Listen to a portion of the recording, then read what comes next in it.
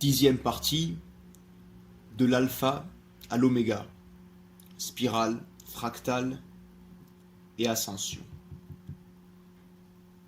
Si Dieu n'est pas la perfection ultime, inimaginable mais certes évolutive dans son infinie découverte, que l'homme entreprend par la constructivité de sa créativité, c'est que l'homme, par cette définition même, a réussi à créer un Dieu plus parfait que ce que l'on nomme Dieu. Or, à l'évidence, rien ne peut être conçu par l'esprit humain qui ne soit déjà disponible en potentiel en lui, dans la conscience avec un grand C, dans cet insaisissable noumen duquel sortent manifestation et production selon des schémas principes. L'homme chemine vers un futur inconnu, et pourtant, la profonde intuition, le profond et inaltérable désir qui meut et nourrit ses aspirations les plus élevées, ses idéaux les plus nobles est bien là, réel, moteur même et raison de continuer de vivre et de faire vivre. Ces idéaux de justice, d'amour, de fraternité, de liberté, d'unité et de vertu dont sont vivants, bien plus vivants que l'homme, car base et condition de la vie qui fait de l'homme ce qu'il est. Ces idéaux ou principes balisent l'évolution de l'humanité, les bases des codes civils, moraux, la direction de l'édification de civilisations toujours plus en accord ou en harmonie avec ces éternels et infinis idéaux. D'ailleurs, remarquons-le bien, une civilisation qui tend à s'éloigner de la constructivité de ces idéaux fondateurs de l'humanité ne tarde pas à se voir disparaître, à s'autodétruire. Nous en avons déjà parlé plus haut. Elle subit alors ce qui n'est autre qu'une annihilation naturelle, une sorte d'autorégulation de la nature naturante, et ce fait est aisément observable dans l'histoire depuis des millénaires. Nous tenons à le répéter, ne soyons pas indignés par ces propos qui pourraient paraître radicaux. Oui, des innocents meurent, et oui, l'homme paie pour l'homme, et ce que l'on appelle karma est aussi collectif qu'individuel, et s'étend à l'humanité par-delà les frontières. Aujourd'hui, avec l'intercollectivité facilitée par l'évolution informatique et technologique, observons à quel point nous pouvons être heurtés ou réjouis par ce qui se passe à l'autre bout du monde. D'ailleurs, les choses sont bien faites, pour ne pas juste dire bien fait. Ces résultats de l'évolution, dans des domaines qui se croient aujourd'hui loin de la spiritualité et même de l'humanisme, nous rappellent que l'inéluctable unité et la fusion des consciences est en bonne marche, malgré ce que les écarts dus à la même évolution nous laisseraient penser. L'homme, avec son évolution et sa direction, est ainsi mu par des archétypes, par des idéaux qui reviennent éternellement, et ces principes qui nous dirigent depuis les temps immémoriaux ne nous peuvent qu'être antérieurs, et dans un même temps postérieurs dans notre cheminement. Ces idéaux, principes ou archétypes, ont toujours été, sont et seront toujours, liant le passé, le futur, dans un éternel présent.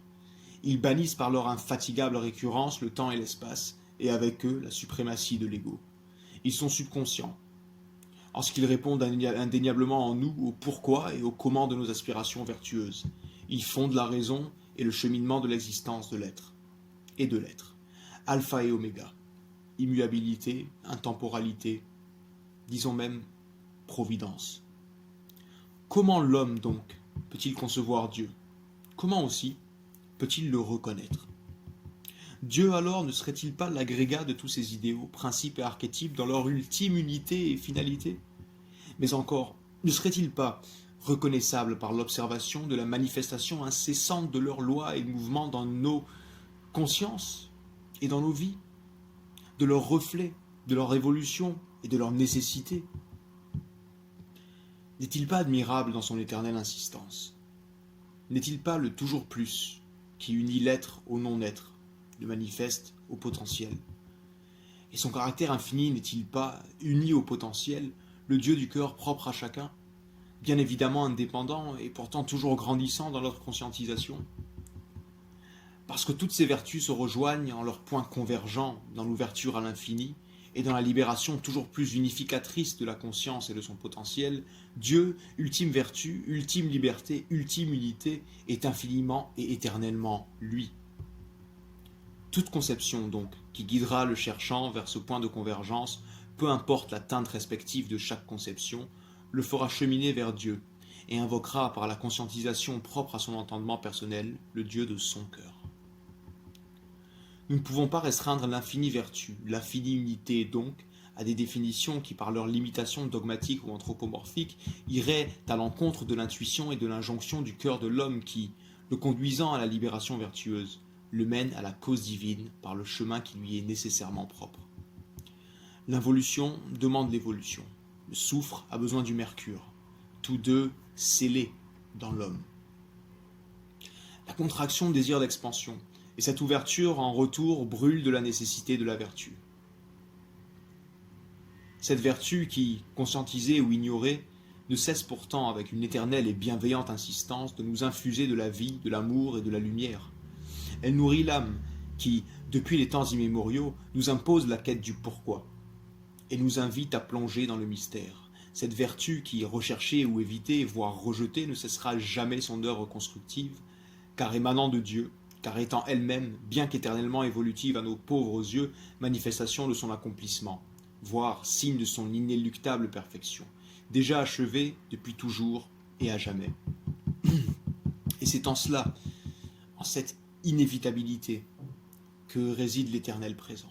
En d'autres mots, la fin qui a toujours commencé, ou le commencement le plus immémorial, qui nous attire et nous appelle par le feu du désir vertueux depuis le futur le plus proche et de la fin des temps et du maintenant en même temps. Inspiration, expiration, vie, soufre, mercure, sel, passé, futur, présent, haut, bas, milieu, féminin, masculin, androgyne, concentration, expansion, manifestation. En aucun cas, ces éléments ne sont séparés.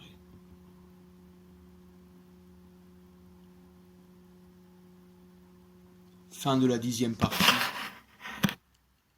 À bientôt pour une toute autre dimension dans ce livre qui est une réelle introspection à l'intérieur du microcosme et donc une vue fractale de ce qu'est le macrocosme. Merci.